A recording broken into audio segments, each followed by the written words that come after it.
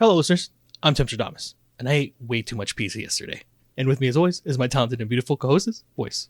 You know that was supposed to be a secret, Timstradamus.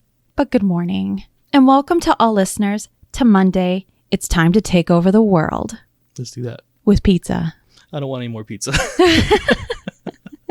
Voyse and I enjoy reading and talking about stories from the internet that are interesting, funny, and dramatic. Because of our love of stories, we've come together and created this channel to share with you those experiences. And hopefully give you some food for that. Well, we're going to try something a little different this Monday because my horoscope reading is about as bad as hitting a parked car. I'm going to let Voyse take over that. I don't think it's that bad, but let me give it a go. My fellow crabby Cancerians, are you ready for some cosmic insights into your May horoscope?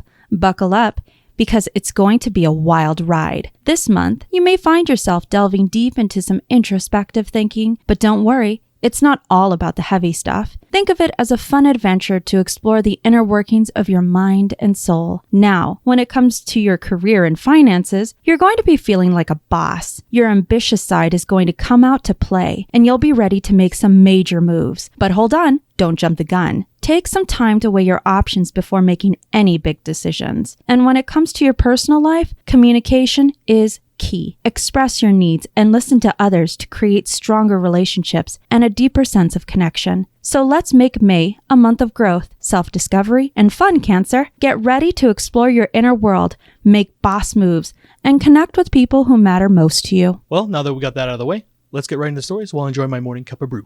Oh, what are you going to enjoy today? Some cranberry vanilla tea. Oh, delicious and perfect for those toxins and clearing out your liver and your kidneys. Unfortunately, our stories, who knows what's going to happen? Was that good? Oh, this is fantastic. Thank you. For any listeners wanting to follow along, all story links are in the description below. For our first story, am I the a-hole for not disclosing to my coworkers that I understand them? Hello. I will try to keep this brief. I am not American, but have been in America for the past year and a half or so for schooling and picked up a part-time job. At my job, there is a high population of Mexican coworkers, and they frequently speak Spanish to one another. I am from Peru and also speak Spanish, although they are not really the same, and some of the slang falls off with me. I have very light skin, and I am white passing, with maybe a slight tan to most people that do not know me. I do have an accent, and don't try to hide it, but I guess not many people in America know of the Peruvian accent, and so they don't ask where I'm from. My coworkers have been saying extremely nasty things about myself and other non-Spanish speaking workers, but I chose not to say anything because I do not care for their opinions. The issues come up earlier this week when two coworkers were talking about their relationship. One was the manager of our store and the other was just a worker. They were talking about it so openly in Spanish that I thought everybody in the store knew. That is why when the owner visited and asked me how I was adjusting, I told him the truth. I thought that it was an alright place, although some of the not well-hidden hostility and dirty comments they made to one another were inappropriate to me. He got angry and confronted the manager, and she got angry at me. I don't know exactly what happened after, but I believe she may be subject to firing because of it all. I talked to my other supervisor, and the owner had made a mistake and told the staff that I was from Brazil, not Peru, so they believed I did not know Spanish or what they were saying in detail. Since then, most of my coworkers have come to me asking what the Mexican staff has said about them, and the Mexican staff has avoided me. One in particular, though, has been insulting me by calling me puta gringa, as well as other things. I called my family to tell them what happened, and my mother told me I was disrespectful for eavesdropping on conversations not meant for me. Am I in the wrong? Wow. Okay. This is a good start to Monday. I told you it's time to take over the world. So it sounds like OP is young, just getting into a workspace politic type situation, right? Correct. I would say she's in her 20s. Okay. She's in school. She just came over to America. Correct. And has been here for the last year and a half. Cool. Good for you for getting the opportunity. Hopefully it works out. So I guess OP is working in kind of a retail situation. That's what it seems to be. Okay. And she says that she's surrounded with a lot of Spanish speakers. She herself also happens to speak Spanish, but they don't believe she speaks their kind of Spanish, right? Because they thought she was from Brazil, which is Portuguese. Correct. From my understanding, Portuguese is much different from other Spanish speaking languages? Very different. If anything, it is a Latin-based language, so you might catch one or two words, but a lot of the intricate details in a conversation is really lost. Okay, so that's why they thought they were okay with talking shit about everyone around them still. Oh, yes. Okay. Well, there's the problem right there. So OP is simply asking if they're the a-hole for ratting people out? No, they're asking if they're the a-hole for not letting them know that she can understand them. Oh, okay. No, I don't think you owe anyone any justification of you being able to speak or understand any language.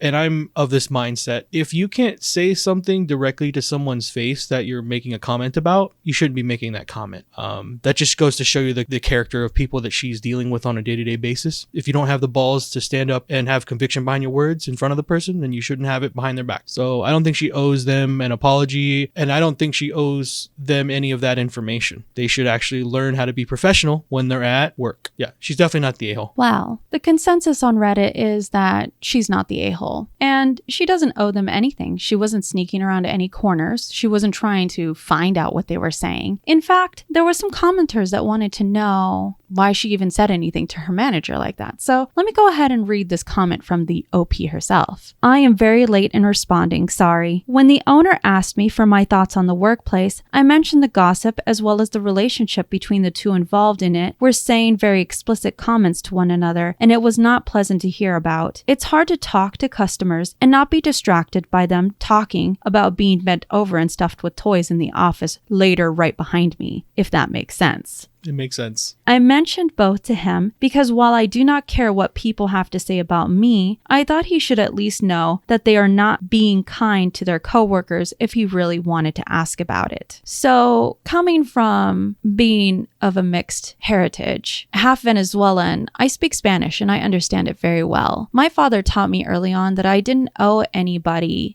anything to let them know that I speak two languages. It was at my discretion, and if anything, to really keep it to myself if I don't truly know someone or I'm personable with someone in that way, for them to know those kind of little facts about me. I have, on many occasions, caught a lot of people talking about me, and unfortunately, because I don't look Hispanic, it really does fall off of them to not censor themselves. Now, the cool part, I think, in this is throughout this Reddit, she actually learned that she could go to HR. And that's not something that they have in Peru. So now she's actually going to ask to be transferred kind of away from the toxic situation that she's in right now in her work. And I'm excited that she was able to learn about that when it comes to our business ethics here in America. Yeah. Well, we went from some workplace drama. Let's see what happens with this family. For our next story, am I the a-hole for telling my sister her haircut isn't some big achievement? I want off the ride. No, you're strapped right in. The ride doesn't stop for anyone. My dad died unexpectedly and relatively young. My youngest sister was 3 at the time. Her hair was a lot like his. It's super curly. Because of this, our mom did a lot to maintain it. Growing up, mom would spend hours on my sister's hair, and each morning was dedicated to the two of them in the bathroom, with my sister screaming and crying because brushing through it was long and unpleasant. Up until she was 13, mom insisted on washing and styling my sister's hair. She never let her cut it or dye it. When someone suggested getting it trimmed, they were kicked out of the house. I won't lie, mom was controlling at times, but I thought we all knew it was because of grief and memory of our dad. Well, mom died, and the first thing my sister did was get her hair chopped incredibly short and dyed. She sent myself and my siblings a picture of her new haircut with the caption, Sharon, our mom, always said I was going to grow my hair down to my butt. Not anymore. I thought it was my sister's way of grieving, but now she mentions it a lot, like asking how pissed do I think mom would be if she saw my hair this short. I told her after the 5th comment to stop acting like her haircut was a big achievement. It's not. Millions of people get haircuts, and she should know her hair was important to mom because it reminded her of dad. She said she wasn't supposed to be Sharon's doll or a replacement for their dad. She should have been her own person, and if I can't accept that, she doesn't need me in her life. Am I the a-hole?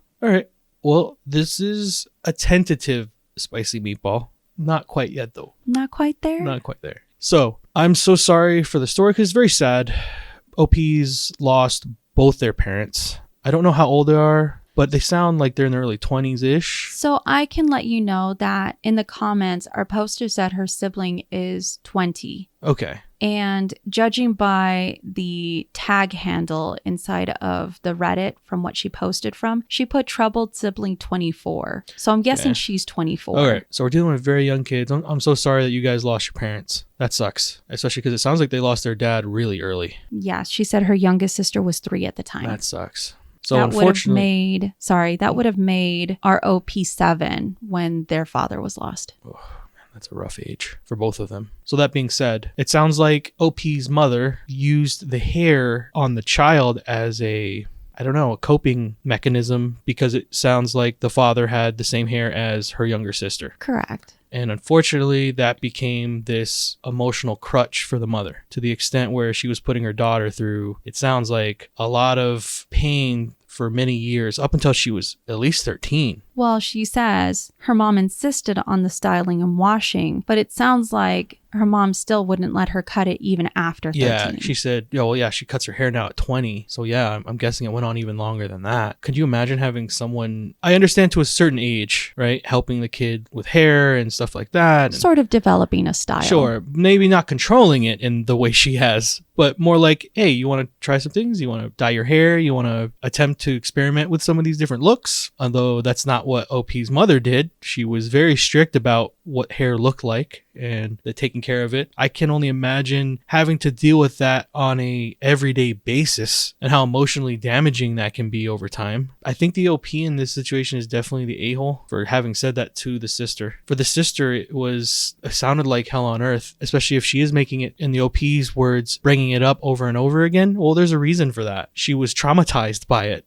And that's terrible. Like, at a certain point, you have to let your kids grow and learn and experiment, and to control them as much as it sounds like OP's mother had. That's extreme. Again, I'm sorry that they lost their mother, but it kind of sounds like OP's sister is taking back a piece of herself that she never had, or at least never even got the opportunity to have. So good for you for realizing those things. And as parents, we are there, and hopefully we try to guide our children along the way to becoming their own person. But you also have to make sure not to constrict and control them to the point where they're lopping off their hair and going on a discovery because you made it so difficult for them to become the person they wanted to be. Well, the consensus on Reddit is that the sister is the a-hole. And it's funny because one of our commenters says that they can actually see and understand how she doesn't realize that she's the a-hole. Now, let me go ahead and surmise what a lot of people have thought about this situation from the comments. First, they show her sister was really, really young when their father unfortunately passed away. So for her mother to see the value in her hair as something that's a reminder of the father, it wasn't healthy. Sure. And while sure, the mother, we find out in the comments later from our poster that their mother was a single mother, so she was trying to take care of the kids by herself, that while our poster doesn't see that the relationship was abusive, in some level it was.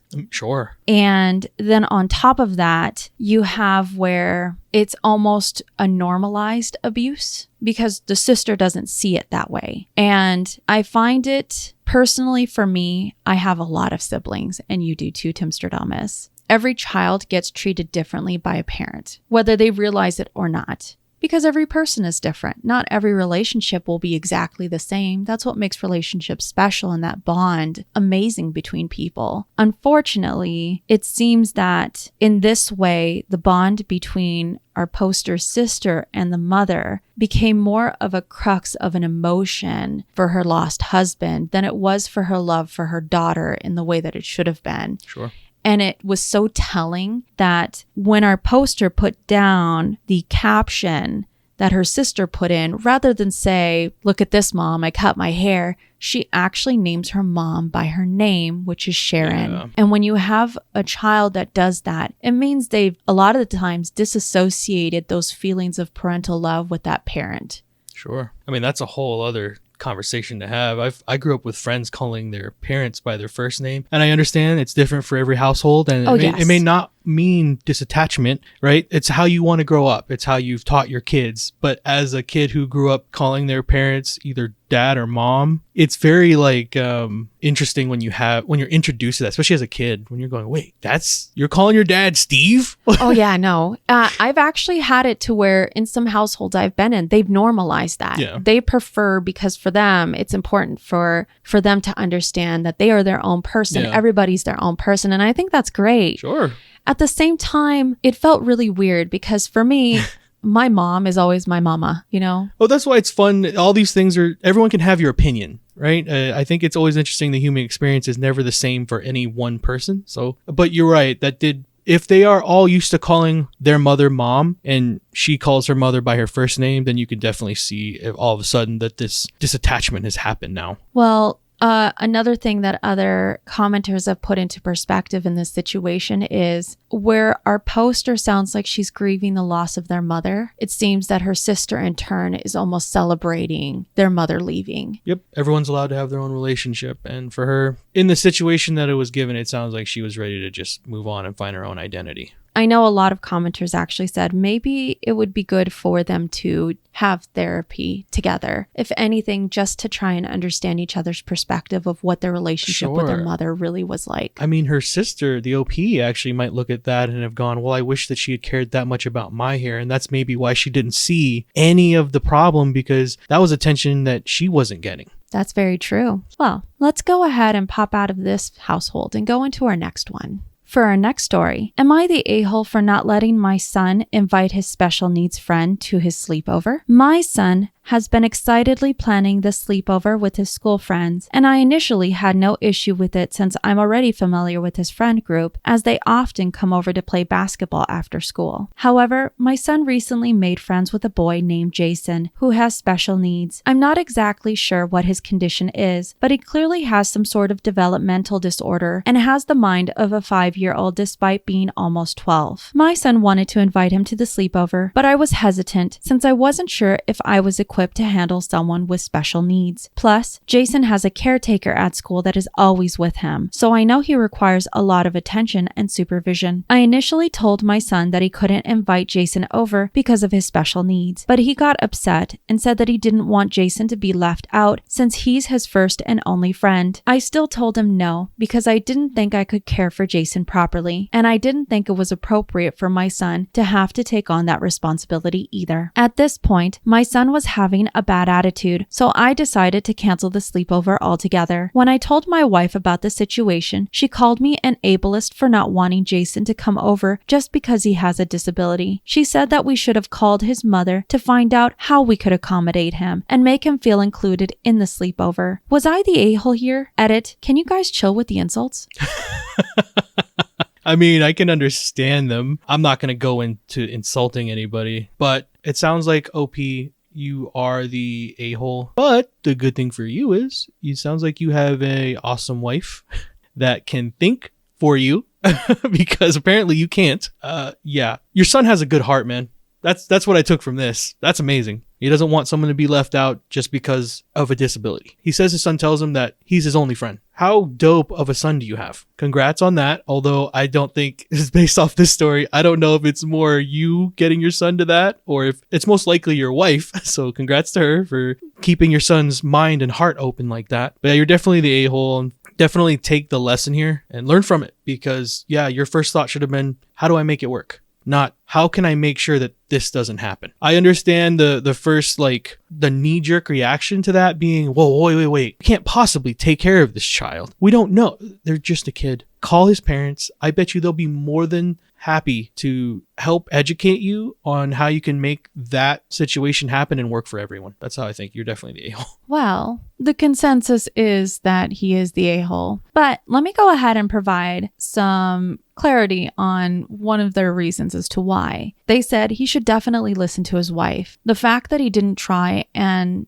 figure out a way to accommodate the situation shows that he's just lazy and isn't very aware of the compassion that his son truly has to open up his heart and be level-headed in realizing that excluding someone can be extremely hurtful in this situation. Now, some parents actually said that they've had talks with certain other parents concerning sleepovers, and a lot of the times when their child does have a disability that is a little too hard to manage outside the home, that instead, rather than having the sleepover, their kid can just enjoy hanging out until it's about time for everybody to go to sleep, and then they go ahead and they bounce out. I think those are things that he could have taken rather than just fully cancel the whole thing just because his son's trying to defend his friend and make sure that there's inclusion. I think that's very commendable. Now, some other commenters actually put in that he doesn't think that the father is the a-hole, and only for the reason of liability. If something should happen under their household, as parents in that household, that responsibility will stem to the adults. Sure. And it's unfortunate, but there have been circumstances where kids who don't have any type of mental disabilities have gotten hurt. Okay,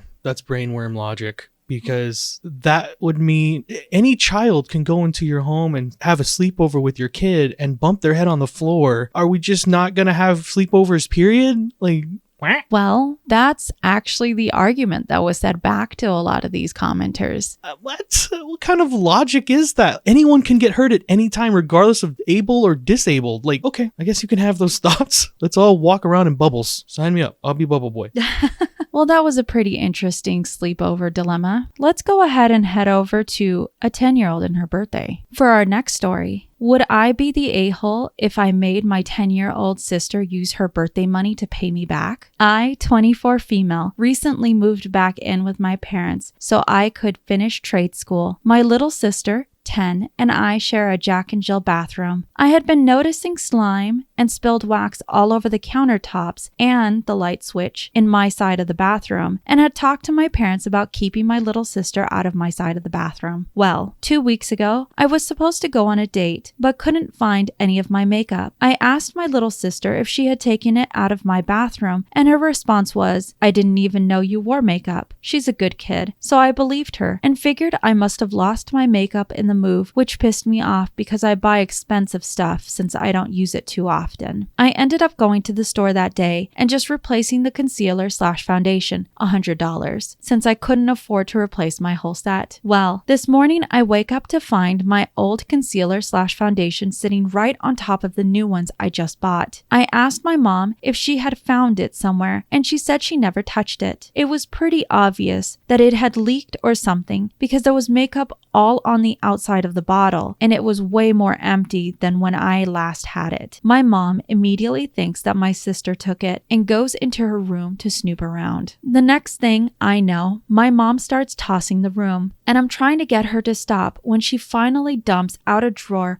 with not only my makeup, but a bunch of makeup of my mom's that had gone missing. My sister had taken 2 makeup palettes of mine, one I hadn't even opened yet, brushes, lipstick, eyeliner, basically everything. On top of that, my mom found open containers of slime and paint that had seeped into the carpet and other shit she had stolen from around the house. All of the makeup she took from my mom and I were destroyed. The palettes were mixed together and cracked. Brushes had paint in them, lipstick mashed, and everything was covered in slime. When me and my parents confronted her, she denied everything, even said that she didn't use any of the makeup when it was an obvious lie. My parents have grounded her for a month. No phone, no electronics, and have offered to pay me back, but I don't want them to pay me back. I want her to pay me back. She stole and destroyed nearly $200 in makeup and lied to my face about it. The worst part is I've only been living here for 3 weeks. Her 11th birthday is coming up in 2 months, and I'm wondering if I would be the a-hole if I made her use her birthday money to pay me back. I feel like taking her birthday money is cruel, especially because it's the only kind of money she gets all year, and my parents have suggested chores, but what chores is she gonna do to pay me back? I do more chores than her, and I pay rent. Edit. My parents are not against her paying me back with her birthday money. They actually suggested it first. They're leaving it up to me to decide how I want to be paid back. My grandparents give her a $200 check every birthday on top of toys/art stuff for extra spending money during the year. Am I the a-hole? Nope.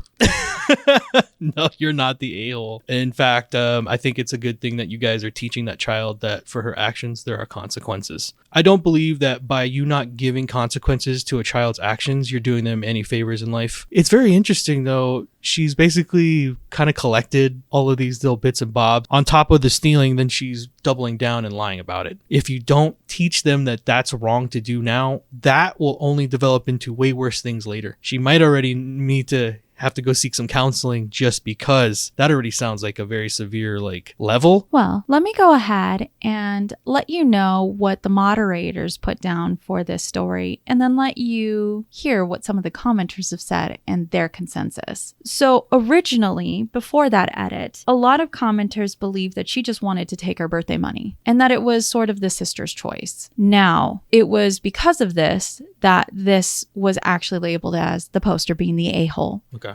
Because the parents were trying to rectify it already. And a lot of readers were saying, well, the parents are trying to pay you back for it. They've dealt with the punishment of your sister. Why are you trying to double down on more punishment for the sister if you're trying to take her birthday money? Okay. Now, it wasn't until the edit came through that she said this idea was actually proposed by her parents. That's where I was going off of it. Correct. They were saying, hey, it's good. After she actually put in this edit, then did a lot of commenters started putting that she's not the a-hole. Okay. Had she been the one to kind of push for this, it would have been, as you can tell, very different. That's where I kind of felt like maybe I missed it when you said that she's the a-hole. I'm like, well, wait a second. I already know through your story that Correct. The parents already and gave. The edit. They suggested it. Yeah, all right. Now, there is some things to take a key point on, which, of course, we got some clarity from our poster in the comments, which is her sister does have a mental disability. Okay. And she's already going to therapy. Now, this is her family's first time dealing with her stealing. And it's also her family's first time in dealing with her blatantly lying about something when being confronted. Okay. And that's where a lot of commenters started realizing the hurt really comes from the sister in posting this, in that she was lied to, bold-faced lied to, rather than just admit that this is something that she'd done and just apologize for it. Okay. It is something that our poster did put down that they're going to talk about it in therapy with their therapist to go ahead and try and hopefully correct this behavior. And you can tell that the commenter really was saying a lot of this stems from how hurt she feels. Now, a lot of commenters said that they understand that the parents have put this into her hands to decide whether to take her birthday money. Really should just be the parents dishing out the punishment, not her as a sister. You can be hurt and you can express your hurt and telling her how much her lying and her stealing has ended up making her feel so that her sister understands it. But by going in and doubling down on the punishment that the parents already did, you could potentially be backlashing her. The nice part is it looks like our poster did receive all of the information, and I wish this family well. They're still young, they're still growing, but she clearly loves her sister if this hurt her this badly. Sure. And they're probably right. She's more hurt in the moment than she should be, just because of the emotions of the situation. But I still stand by what I said. Teaching kids consequences for their actions is important. And the only reason why I doubled down on it was because this was the parents telling her that it was okay that she do that. But I also can understand that on the other side of that, the sister going in on it and doubling down with the parents, it could start some very much unneeded animosity in a family that's still learning how to deal with the disorder and trying to work through it. Well, let's go ahead and wish this family well and see what's happening with this next couple. For our next story, am I the a-hole for refusing to grab whatever my wife forgets in the car? My wife can be a little forgetful in general, but she has the habit of sending me to the car to grab something that she forgets pretty much every time we go somewhere. It is usually her purse, but has been other items as well. This happens 99% of the time. On Saturday, we went out to eat, and she left her purse in the car. I went and got it. When we got home, she forgot it in the car again. At this point, I flatly refused to do it anymore and have stuck to it since then. Yesterday, we went to her family for dinner, which she forgot it in her car again, and I refused again. She got a bit huffy with me, but went and got it. By the end of the night, her and her sister were laying into me about it not being a big deal and how I should be willing to grab something she forgot. I don't disagree if it was occasionally, but I am tired of doing it every time. Am I the a-hole, Or does she need to start remembering her stuff? Edited to add. To answer some questions, she is not physically disabled in any way. She does not have ADHD. She is almost never doing anything when she asks me to go. Edited to add 2. We are both mid-20s. Edited to add 3. Why do I not remind her to grab? It isn't my purse. I'm not responsible for it, and I don't think about it until I am asked to go get it. All right. This is funny. I sprinkle those in. If you've ever been a part of a relationship ever, someone has asked you to retrieve something from a cart at one point or another in your life. We've all been there. We've all done that. It sounds like OP's been there 99% of the time now in their relationship. He already clearly defines the parameters for us. She's in her mid-20s. She has no disabilities. She doesn't have ADHD. It just sounds like she's forgetful. He's not the a-hole in my opinion. You shouldn't be responsible for remembering other people's things ever. If it's that important to her, then she should go walk out to the car and go retrieve it. I'm shocked that it's every time they go out. Like he says, not just when they come home. She forgets it when they go to a restaurant or at her family's home, and then she asks him to retrieve it then too. If she's not doing anything in the moment, which is what he says every time, she's just kind of sitting there like a bump on a log and asking him to go retrieve things. I would not do that either. I think that is incredibly selfish, and it could set a lot of bad boundaries and expectations for your relationship going forward if all you're going to do is be the golden retriever. But golden retrievers are cute. Yes, we have one, and it's so much energy. A lot. We love her though. Aloy. Isn't she cute? But yeah, you're not the a-hole, OP. It looks like you're putting boundaries down now that probably should have been laid from 10% in, not 99. If it's that important to her, she'll learn how to remember to get it. Well, our consensus is that he's not the a-hole. Okay. I was scared for a second. I'm like, oh no. A lot of commenters have equated it to when an 8-year-old decides to keep a light on when they leave a room, they learn because you make them go back to that room and turn it off themselves. You don't turn it off for them. But additionally, I would just like to go ahead and give it from a different perspective from a commenter who left their little story behind. The commenter says, I dated a guy who refused to ever bring a bag or wear a backpack, but whenever we left the house would inevitably make me put his giant water bottle, wallet, keys, etc. into my bag throughout the day. I finally started refusing, and it only took a couple times of him carrying his own belongings to start to bring his own bag. Not the a-hole I dig my heels into. Good stuff. So it just goes to show that things go both ways. Yeah. If anything, I think it's very gentlemanly that he went to go get her stuff when she would ask for it. It stops becoming gentlemanly and chivalrous when that quality is over abused by someone. Every once in a while it's fine. Well, we're not going to go ahead and go to the car and grab something, but let's just go ahead and go. For our last story, am I the a-hole for making my nephew cry on his birthday party over some gifts? My female 26 sister, female 29, has a son, Eric. He's 8 years old. I don't visit a lot. We live far away, but I see them and most of my families at birthdays and holidays. When I visit, I usually buy Eric a toy or some candy, as he's my only nephew. To be honest, I like to spoil him, and maybe I am a little bit to blame for what happened too. It was Eric's birthday this week. I visited them and brought him a nice car toy. The car was quite big and had lights and stuff. When I got to the party, I wished him a happy birthday and handed him the gift. He opened and he loved it. He said, "So far, this is the best one," which at the time I thought he was just excited, but with what happened later, I kind of get the idea it was more malicious intended. Like an hour or so after the party started, when everyone had already arrived, Eric made an announcement to the table in which the adults were sitting. He said that I have won and that I was now the person he loved the most because my gift was the one he liked the most. I thought it was sweet that he liked it. Then he told to my mom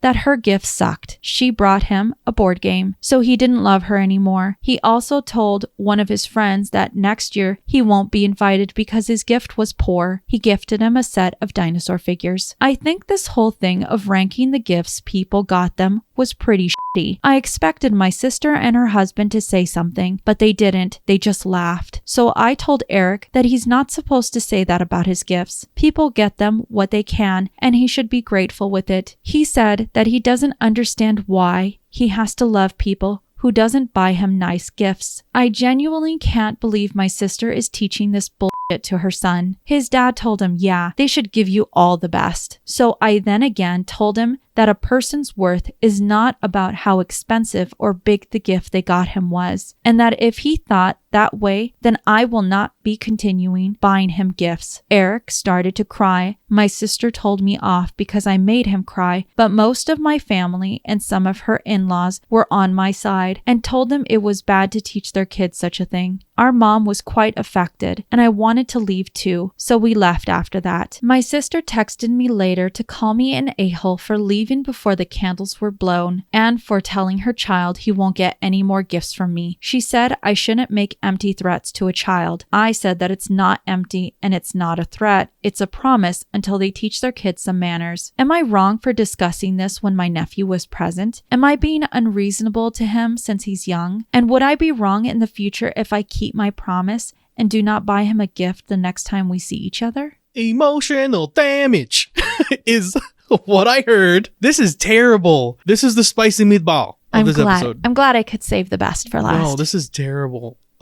This is what happens when kids get bad parenting. 100%. OP, you are not the a-hole in any way. This story is dastardly. This kid, how old is he? He's 8. He's 8. This 8-year-old not only has the capacity to rate gifts, but then to insult people who give him gifts. Obviously he learned these values from his mother and his father. Oh yes. By his dad saying that he only deserves the best. Okay, Dudley. Oh my God. This is next level stuff. Funny that you say Dudley. Why? Because in our comment section, they actually put this together with him being Dudley and the other 7 to 8-year-old that was there that he uninvited being Harry. Harry?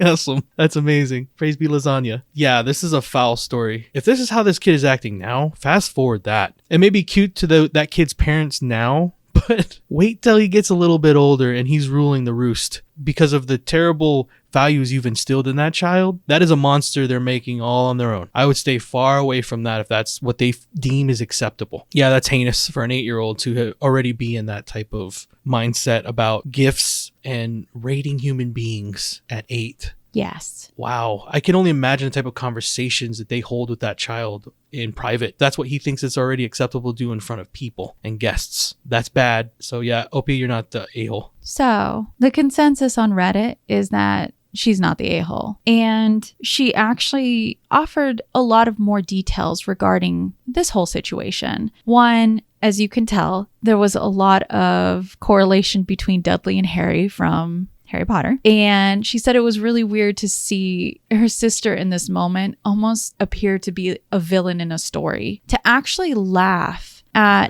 how her son essentially uninvited one of his friends because his gift was poor. Can you imagine the 7-year-old child at the table? Oh, exactly. If anything, our poster said she needs for her sister and her brother-in-law to apologize for Eric's behavior, especially to that family, because this wasn't something that was said in front of family. It was said in front of the family and the friends that were invited. And then on top of that, a lot of people were asking whether her sister was spoiled. Maybe this was something that was passed down the line. Was spoiled? No.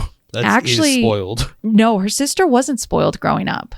They said that their parents taught them to be very grateful for all the things that they had in life. It's got to be the father then, right? Like, 'cause his comment was not great. If anything, so here's the interesting dynamics. On the father side of the family, there's a bunch of nieces and nephews. But on the sister side, her nephew is the only one and the youngest and has kind of somewhat been doted on. But our poster said she didn't see it as being spoiled in a bad way. She thought it as just being spoiled with love from the family. It wasn't until this whole thing that they realized just how badly that's turned out to be and that it's not healthy at all. Now, a lot of commenters wanted a little bit more clarification on the mother. And remember, I guess our 8-year-old nephew said that he doesn't love his mother because her gift wasn't the best. And why it is that to provide essentially more insight on why they left early. Apparently, her mother's very sentimental. Sure. I